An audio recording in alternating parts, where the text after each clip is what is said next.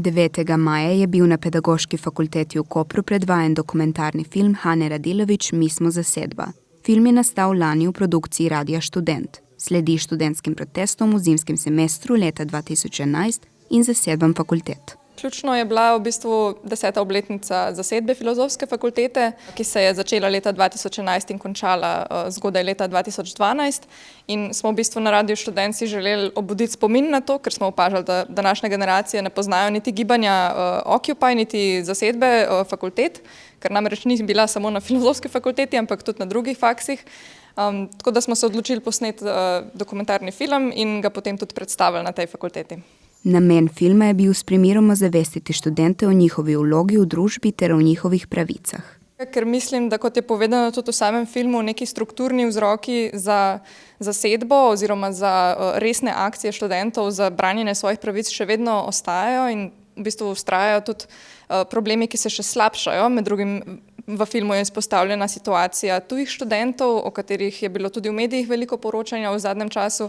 Tako da v bistvu je veliko razlogov, zakaj se študenti bi morali še danes v bistvu postavljati za svoje pravice in skušati demokratizirati visokošolski proces, ga dekomercializirati in tako dalje. Ne vem pa, če poznajo vse v bistvu orodja, ki jih imajo na voljo politična, tako da v bistvu je film tudi neke vrste predstavitev različnih orodij, ki se jih lahko poslužijo. Režiserka v filmu opozarja tudi na delo študentskih organizacij in pravi, da se študenti včasih niti ne zavedajo, kakšno funkcijo in moč imajo te organizacije. Ja, v preteklosti smo se na Radiu Študent, ko sem bila še na univerzitetni redakciji urednica, smo se resno ukvarjali s preiskovanjem študentskega organiziranja, predvsem finančnih tokov in pa politične participacije študentov, ki je na zelo nizkem nivoju, na žalost. Zato smo v bistvu veliko energije vložili v to, da bi skušali približati realnost študentske situacije samim študentom, da bi začeli participirati v organizaciji, katere člani so avtomatično in kateri v bistvu avtomatično dajo davke od svojega dela, pa se morda tega niti ne zavedajo. In te organizacije upravljajo z okrog 10 milijoni evrov na leto. Naprimer, Ljubljanska upravlja z okrog 4 milijoni evrov na leto, tako da študenti veliko tega ne vedo. Že če bi samo vedeli za finančne tokove, bi se mogoče bolj vključili, angažirali. Trenutno pa je volilna participacija recimo na ravni študentske organizacije v Ljubljani pod 10%. Vsaka generacija študentov se sooča z drugačnimi težavami. To vprašanje o aktivnosti, o primerjavi se je pogosto zastavljalo, v bistvu tudi sogovornike sem velikokrat spraševala potem, ampak je v bistvu tako, da fluktuira. V bistvu študentsko gibanje se vsake, par let, tudi recimo na 10 let, vznikne, pade skupaj z generacijami, nikoli pa ni zares konec, nikoli ni zares končni vrhunec, vedno pač gre za nove probleme, nove skupine, ki mogoče zamrejo, ampak v bistvu iz generacije v generacijo se vedno zbudijo skupine, ki različna področja začnejo pokrivati, odvisno pa je, če se potem med sabo povežejo in neke večje akcije izvajajo.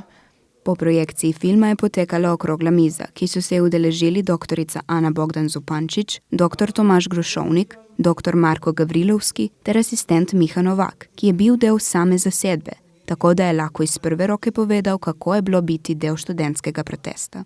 Takrat smo bili glih ravno leto po ekonomski recesiji, nismo vedeli še, kaj nas čaka in smo na nek način preko študija se spraševali, kakšne težave lahko pridajo.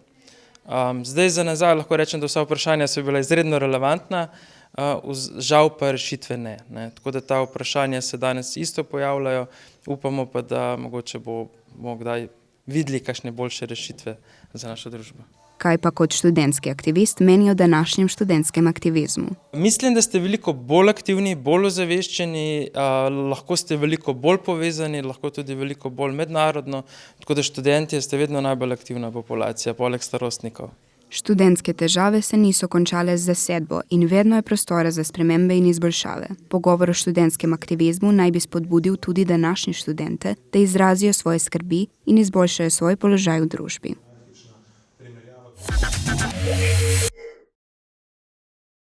Slovenska kinoteka ni le kinodvorana, temveč je tudi muzej, učilnica, knjižnica, laboratorij in tudi arhiv. Prav slednjega so v zadnjih letih opolnomočili, sploh kar se tiče področja eksperimentalnega filma. Pomembno delo pa trenutno opravljajo tudi v okviru digitizacije in skeniranja filmskih trakov. Zato, da nam razložijo, zakaj je pomembno digitizirati filmske trakove, smo se v njihove prostore na Metelkovi odpravili tudi mi.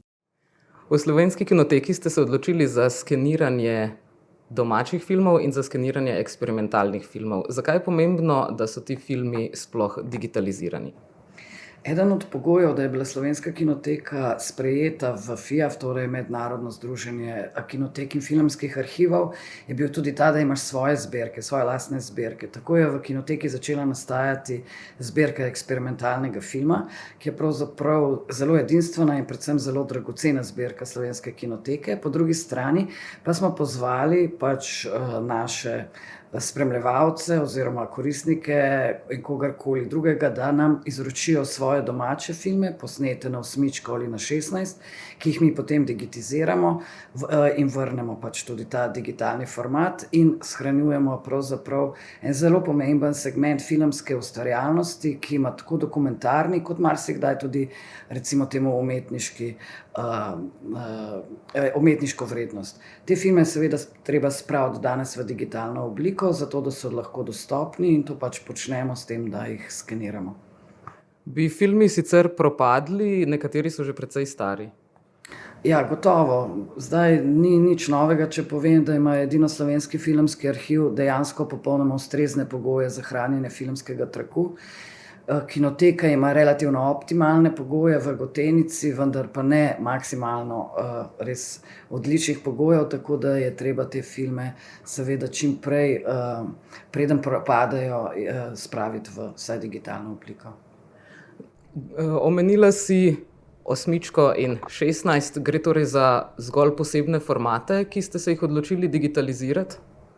Ne, nekateri filmi so seveda posneti tudi eksperimentalni filmi so posneti tudi na drugih formatih, vendar skener, ki ga imamo v Slovenski kinoteki, omogoča skeniranje 16 mm in manjših formatov. Sicer pa je digitalizacija nekaj, česar se na splošno kinoteke zdaj v Evropi dosti poslužujete.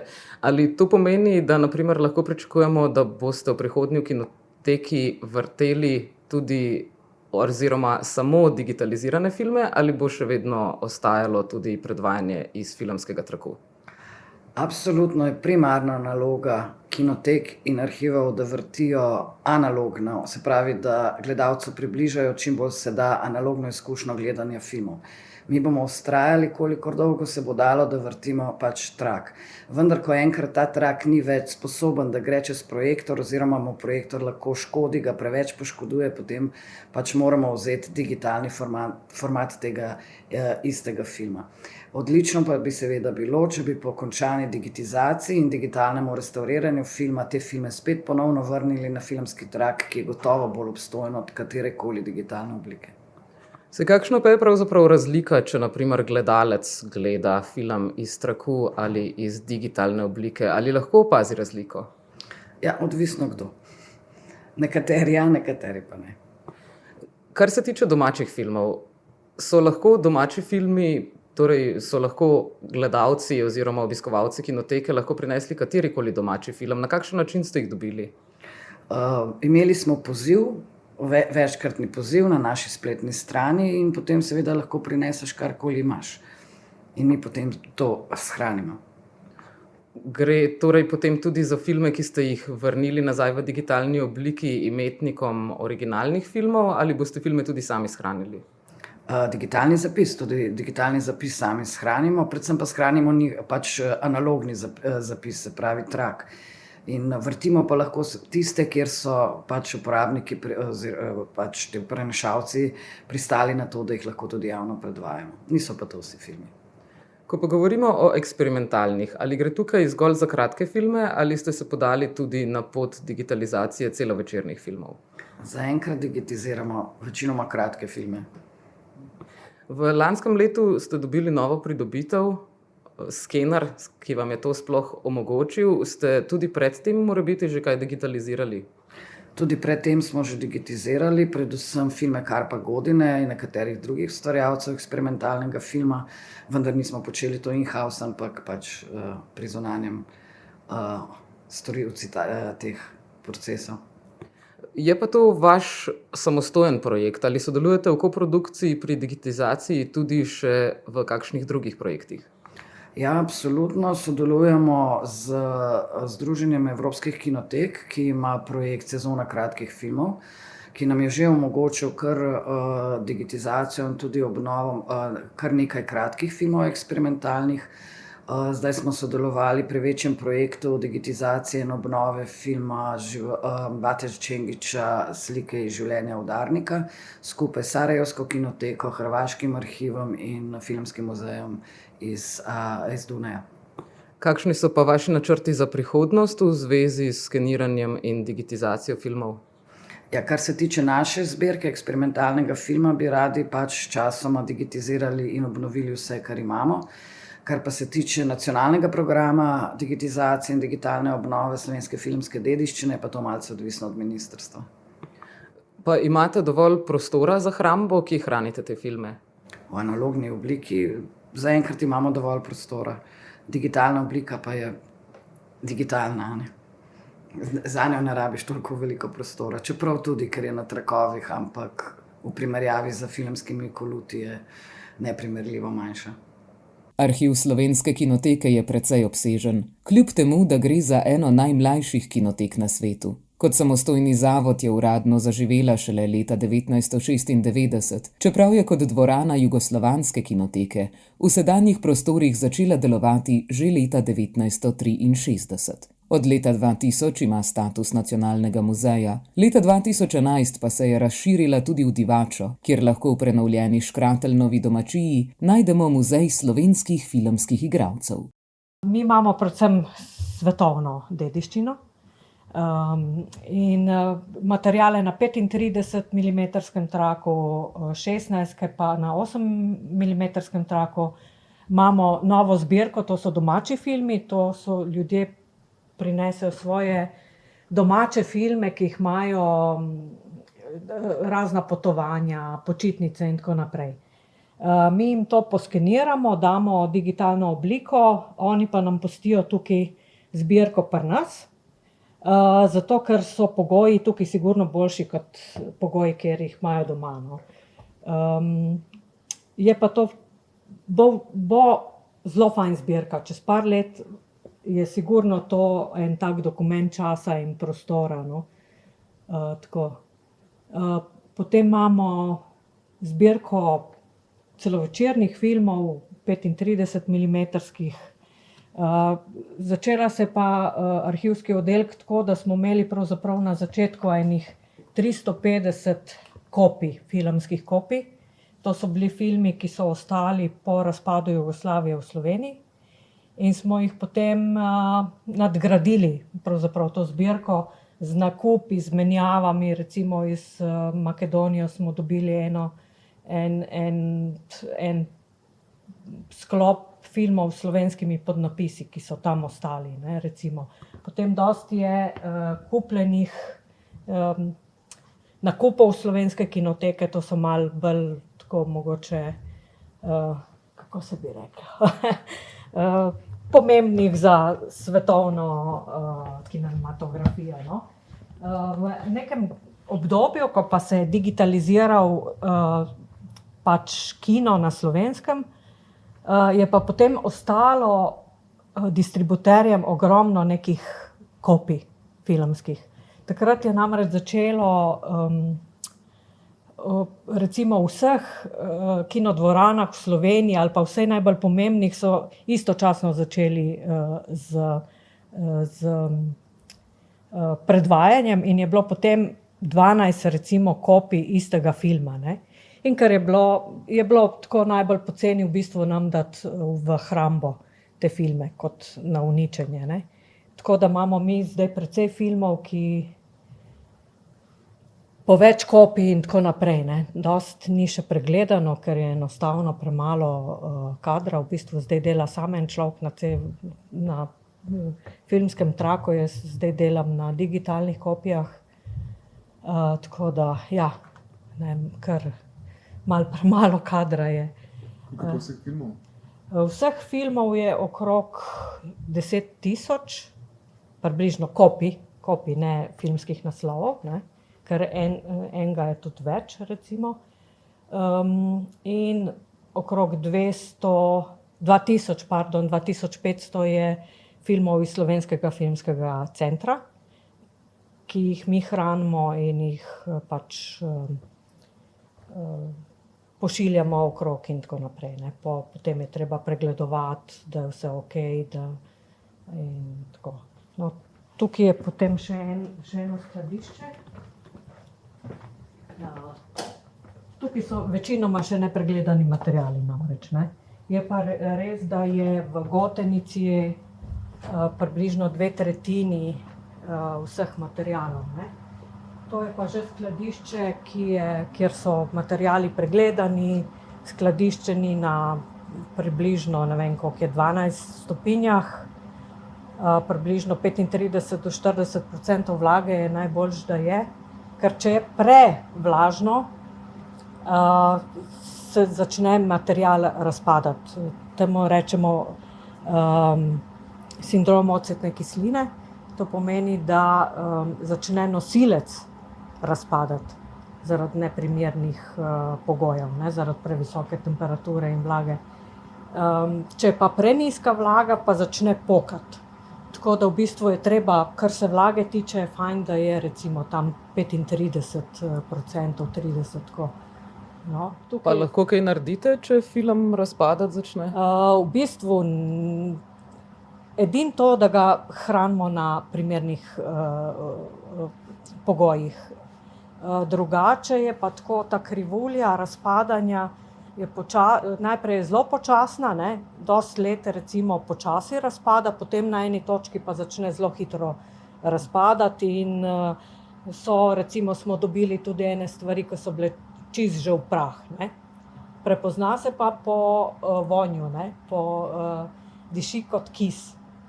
Zato se mu reče Wienergarjev sindrom, ne, oziroma sindrom ocetne kisline, in jaz upam, da se tukaj ga ne voha. Pa imate kakšne probleme čez poletje? V bistvu ne. Je pa strošek verjetno hlajenja dosti višji, recimo poleti, ne. Imeli smo probleme z zamakanjem, ker tukaj nad nami je ploščad, ampak zdaj so to sanirali in je zaenkrat v redu, no.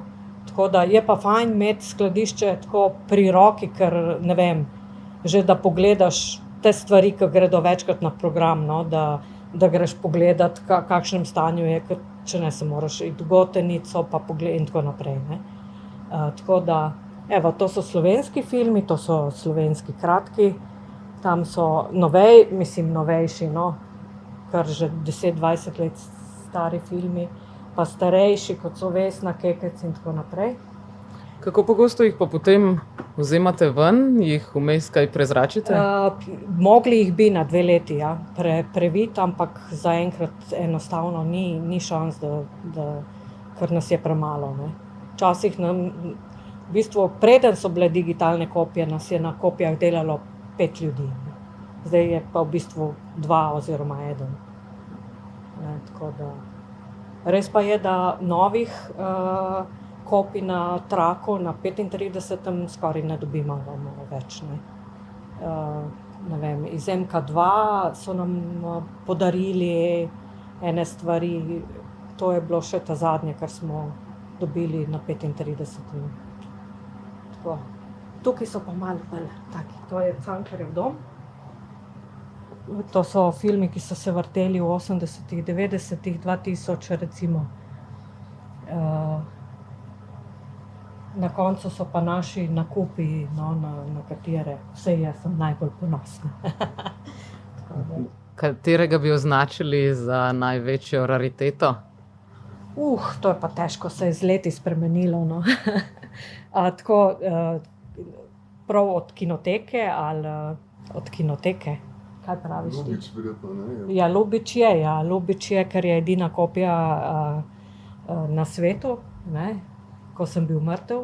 To je v bistvu naše odkritje oziroma odkritje Lilijane Nedič pa Silvana Furlana.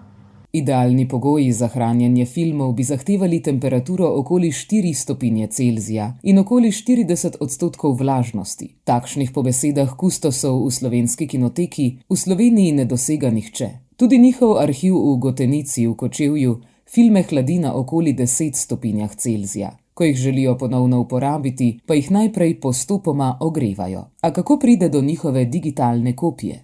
Kaj točno se torej zgodi v procesu digitizacije? Kako to od začetka do konca poteka?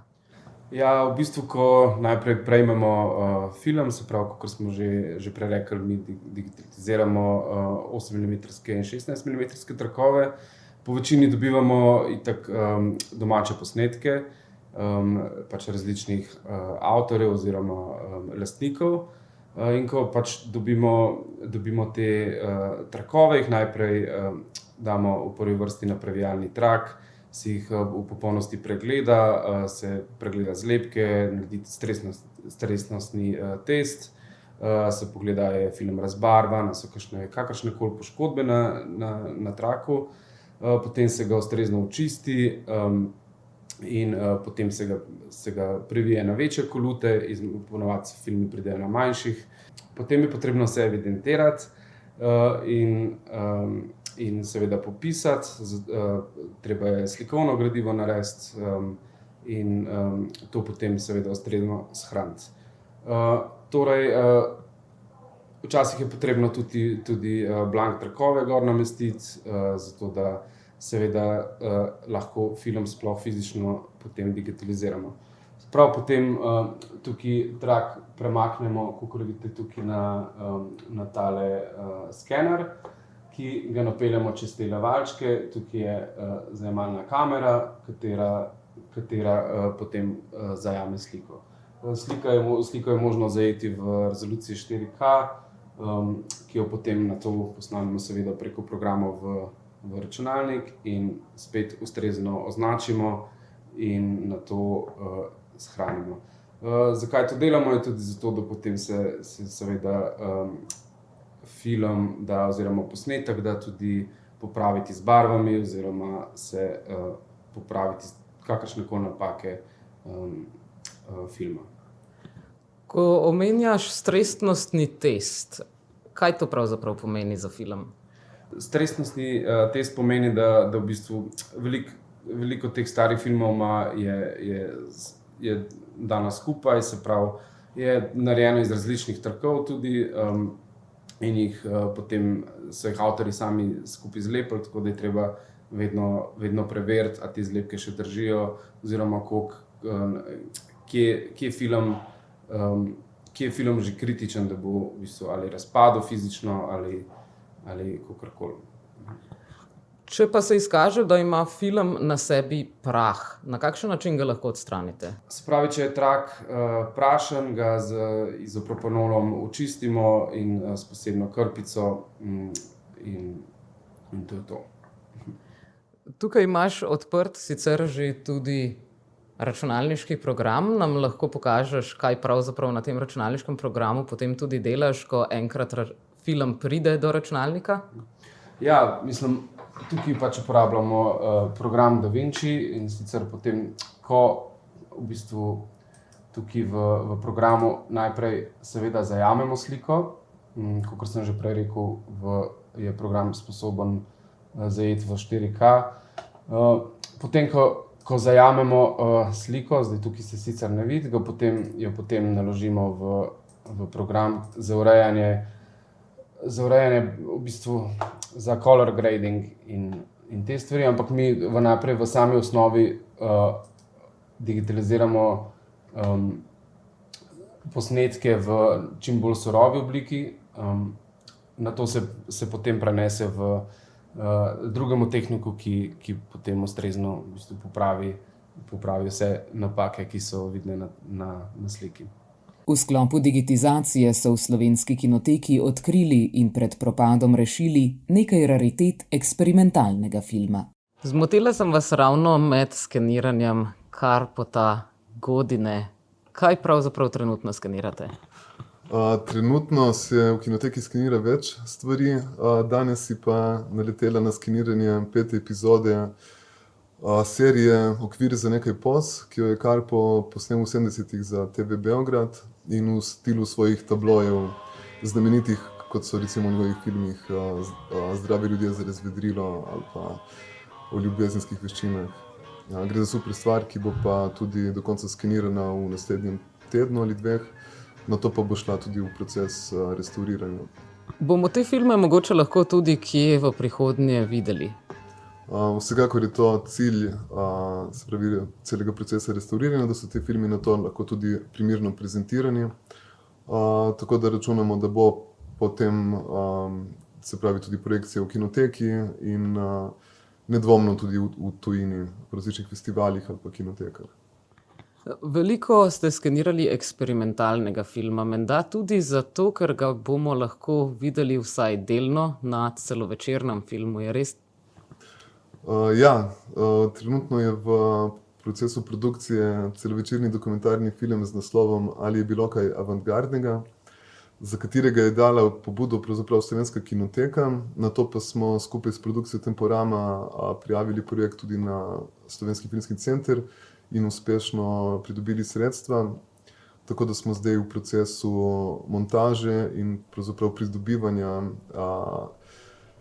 filmov in skeniranja teh avantgardnih eksperimentalnih filmov.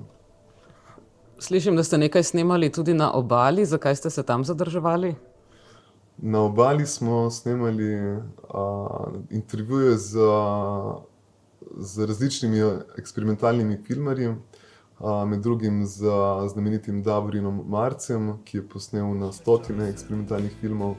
Od konca 70-ih do konca 80-ih je delal na 8-milimetrski film, večinoma nekaj na 16, potem pa je imel kar eno dolgo obdobje pauze in se nato vrnil z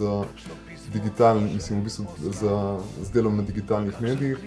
Na Obali ima tudi rezidenco OM produkcija oziroma njen kustos Slobodan Valentinčič, ki smo ga tudi posneli, kolikor je to dopustil. Oba avtorja sta sicer zelo enigmatična in skrivnostna. Obenem pa smo v Piranu posneli tudi daljši intervju s Karpom Godinom, ki je eden od protagonistov dokumentarca. Katere vse ostala imena eksperimentalnega filma pa so ti še prišla pod roko zdaj skupaj z skenarjem? Tako, v bistvu zasnova filma je taka, da sva z sorežiserjem Jurijem Medenom nekako sledila logiki te velike razstave, ki je bila leta 2011 v Moderni galeriji z naslovom Vse to je film. In tam so izpostavljena neka imena, ki so izstopala recimo v slovenskem prostoru in v jugoslovanskem prostoru od konca 60-ih let pa do recimo temu konca 80-ih. In med drugim smo pridobili veliko teh filmov tudi v kinoteki, ki jih hranimo v posebnih avantgardnih zbirkah. In začeli smo s skeniranjem prav teh filmov, teh avtorjev, recimo eden od njih je Vinko Rozman, katerega film imam slučajno pri sebi. Vinko Rozman je posnel v roku enih 7 let več kot 20 eksperimentalnih filmov in kinoteka je zdaj uspešno digitizirala vse. Obenem pa 3 tudi že digitalno restaurirala. Po drugi strani pa kinoteka v svoji zbirki hrani tudi filme Karpa Godine, nekateri filme Davorina Marca, nekateri filme Toneta Račkija, OM produkcije in tako naprej. Dosti od teh filmov je bilo že v preteklosti tudi restauriranih, večino pa zdaj pospešeno digitiziramo in spravljamo v digitalno obliko. Postopoma pa bomo jih tudi restaurirali in predstavljali, se pravi, ne samo dokumentarnem filmu, ampak tudi širše, se pravi, v različnih kuriranih programih.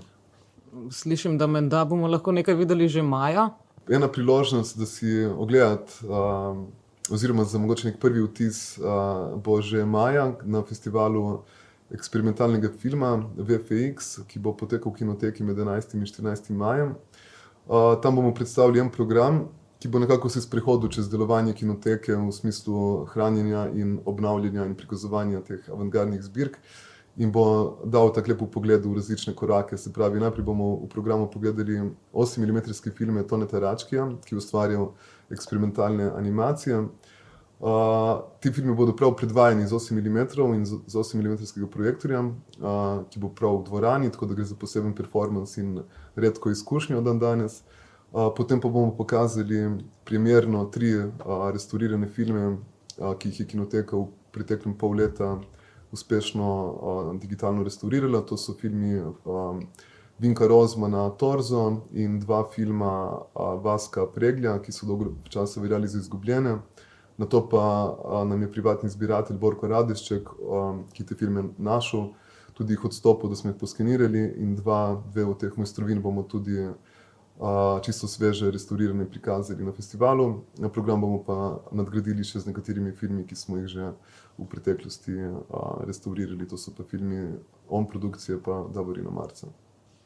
Saj kaj pa pravzaprav vse sploh sodi pod eksperimentalni film? Tako, eksperimentalni film je samo eden od izrazov za filme, o katerih govorimo. Se pravi, že v Jugoslaviji ni bilo nekega konsenza. Besedo eksperimentalni film je uporabljal takrat malo kdo, če govorimo v obdobju nekih poznih 60-ih let, ko so delovali različni kinoklubi in so obstajali potem tudi festivali takrat tako imenovanega amaterskega filma.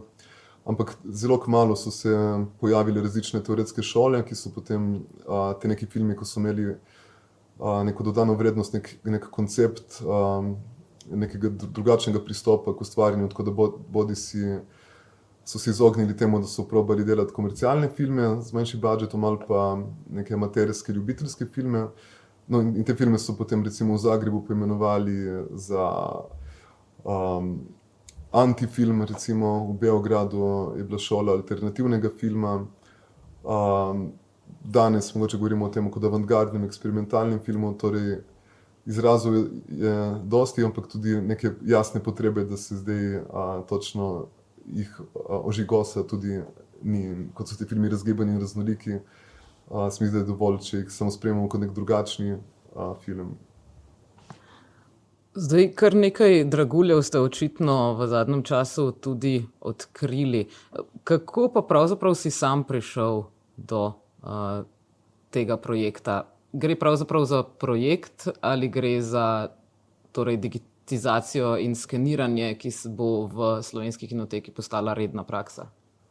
No, glede na to, da se že dolgo časa ukvarjam s kratko formo in vse bolj tudi z eksperimentalnim filmom, je bilo nekako logično sosledi dogodkov pripeljalo do tega, da sem potem tudi v kinoteki bolj aktivno se začel s temi zbirkami spoznavati in z njimi ukvarjati. Vzporedno s tem pa se je tudi rodila ideja tega dokumentarnega filma, ki bo obenem predstavil to zgodovino eksperimentalnega filma. Po drugi strani pa ravno proces produkcije tega dokumentarca pospešuje delo na digitizaciji teh eksperimentalnih filmov, ki bodo za potrebe filma hitreje digitizirani, kot bi bili najbrž sicer, kar bo pa omogočalo, da se bodo lahko v prihodnje tudi primerno predstavljali v kuriranih programih, tako doma kot v tujini. Se ti zdi, da pri nas sicer eksperimentalni film ima svoje mesto? Kakšno je trenutno stanje na sceni? Eksperimentalni film je dolgo veljal za zelo neko zapostavljeno polje slovenskega filma. Recimo že zelo povedno je dejstvo, da imamo 3 monografije slovenskega filma, ampak nobena od njih ne omenja niti enega, recimo temu avantgardnega eksperimentalnega filma. In šele s prizadevanji kinoteke, recimo pred dobrimi 10 leti, ko je ustanovila to zbirko in začela z restauriranjem Karpotovih filmov ali pa filmov Davorina Marca ali pa Vinka Rozmana, se je kar naenkrat to področje spet nekako osvetlilo skupaj s to veliko razstavo v Moderni. Obenem pa je nek trend, ki ga opažamo, tudi tak, da vse več mladih avtoric in avtorjev eksperimentalni film zelo nagovarja. To pa govorim čisto iz stališča selektorja za različne filmske festivale, kjer opažamo, da je eksperimentalni film danes zelo, zelo živahen in raznolik. Tako da je zelo vznemirljivo obdobje spet za eksperimentalni film, če smo imeli mogoče od 80-ih pa do 2000-ih eno tako obdobje mirovanja. Mislim, da je zdaj zelo živahno spet. Ena prvih priložnosti, da preverimo to tezo, se nam bo pokazala že med 11. in 14. majem, ko bo v Slovenski kinoteki potekal festival audiovizualnih eksperimentalnih praks VFX.